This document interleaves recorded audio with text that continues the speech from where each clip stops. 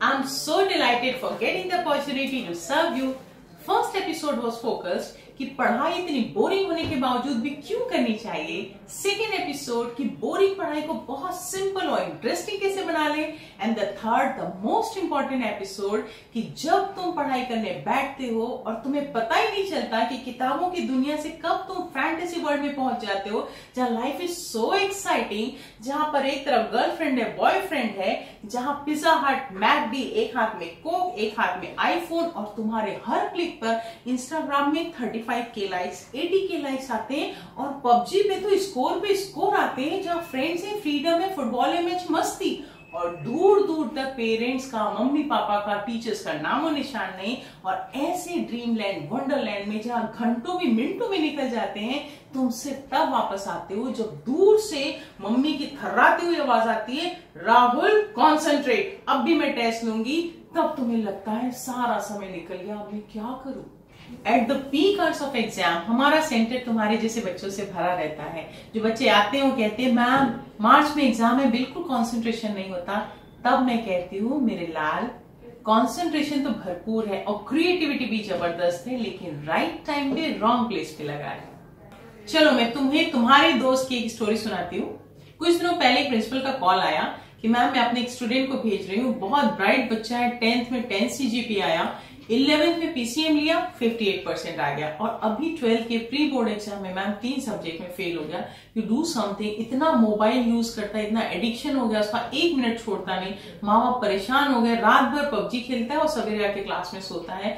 You do something. मैं अभी उसको भेज रही हूँ। पेरेंट्स के साथ वो आया, पेरेंट्स को बाहर ही बैठाया, 6 feet tall very handsome boy सामने आके बैठा, बोलता मैम बहुत क्लियर है, मेरे को पढ़ाई में कोई इंटरेस्ट नहीं आता है, अब मैं क्या करूं, यदि लोग मोबाइल भी छीन लेते हैं, मेरे को इतना गुस्सा आ रहा है ना इस समय कि मैं क्या करूं, और मेरी गर्लफ्रेंड है उससे कांटेक्ट करने नहीं देते। मैं बोली वाह तुम्हारी गर्लफ्रेंड है, क्या कर रही है वो। तो सारा गुस्सा सेकंड में गायब, शर्माते हुए बोलता है मैम 12th में है, कॉमर्स कर रही है, रैंकर है मैम। मैं बोली वाह रैंकर है तो मेरिट की तैयारी कर रही होगी ना। मेरिट की नहीं, CPT की भी तैयारी कर रही है। बोली वाह यार जोड़ी तो बड़ी अच्छी है, गर्लफ्रेंड तो बड़ी जम के चुना है तुमने, गर्लफ्रेंड चार्टर्ड अकाउंटेंट और तुम उसके बॉडीगार्ड। लेकिन ये जोड़ी भी कितने दिन चलती है तो उसके लिए भी अपने को चेक करना पड़ता है। तो मैं तुम्हारा सिर्फ एक IQ लेना चाहती हूँ, ले लूं? अरे लेके देख लो। IQ टेस्ट उसका लिया, नेक्स्ट उसकी रिपोर्ट आई, रिपोर्ट में इंटेलिजेंस इज 117 और 117 मतलब सुपीरियर इंटेलिजेंस। पूरी दुनिया के सिर्फ 15% लोग जो अपनी अपनी स्पेसिफिक फील्ड में आउटस्टैंडिंग परफॉर्म कर रहे हैं, दे आर द लीडर्स। ये इंटेलिजेंस इस बच्चे की है, इस पोटेंशियल से वो कर क्या रहा है। अब ये इंटेलिजेंस यदि है तो क्या ये सिर्फ बॉडीगार्ड बनने के लिए रेडी है या लाइफ में बहुत कुछ करने के लिए, ताकि ये फ्रेंडशिप हमेशा रह पाए।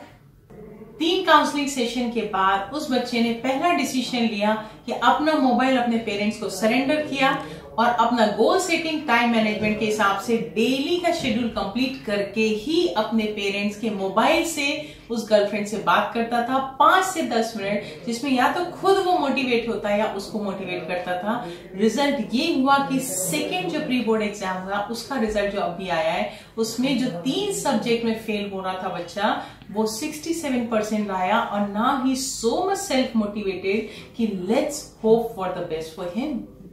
So what do you say my dear friends?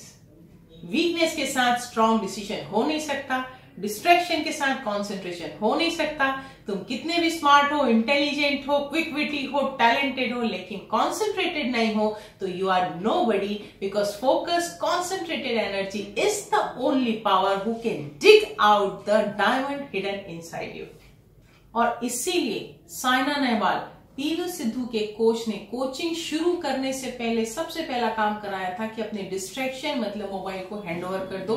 उसके बाद ही कोचिंग शुरू हुई थी। तो जब इतनी बड़ी बड़ी पर्सनालिटीज इस चीजों को सेक्रीफाइस कर सकती हैं फॉर द टाइम बीइंग, तो अब एग्जाम जब सिर पे है तो क्या तुम नहीं कर सकते हो।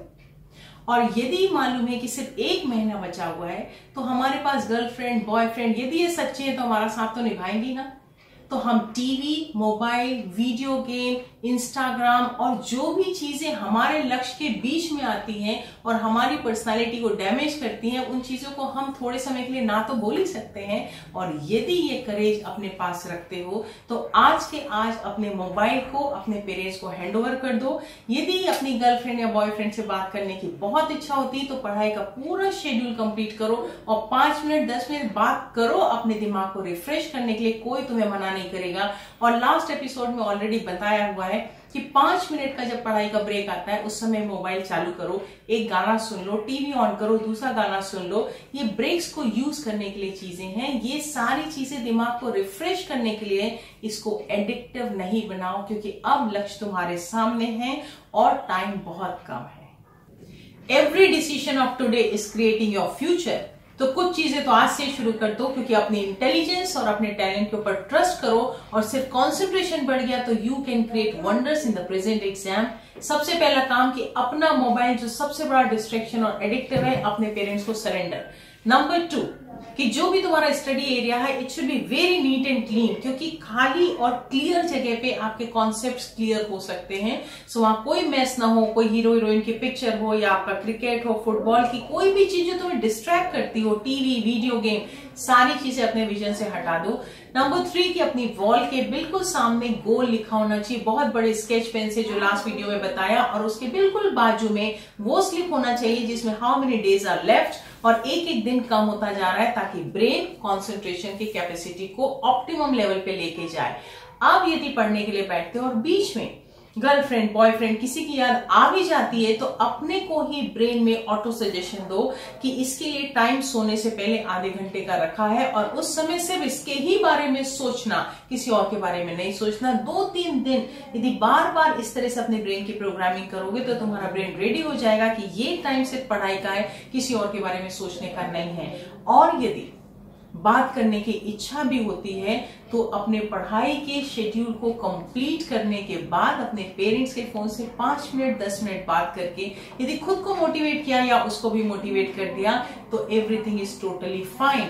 और जब भी मन भटकता है तो याद रखो तुम्हारे कमरे में अलग अलग मोटिवेट करने वाले स्लोगन्स लगे हों, बाथरूम में लगे हों, कि कभी भी तुम्हारा मन लक्ष्य से भटक जाए तो वो स्लोगन पढ़ते हुए तुम्हें याद आ जाए कि ये अगला 1 महीना मेरी लाइफ में कितना ज्यादा कीमती है।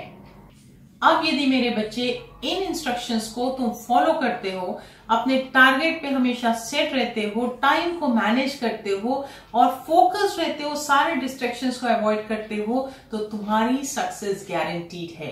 अब यदि ये वीडियो तुम्हें पसंद आया हो, तुम्हारे दोस्तों को, अपने फ्रेंड्स को जरूर शेयर करना, लाइक करना और सब्सक्राइब करना। Thank you very much.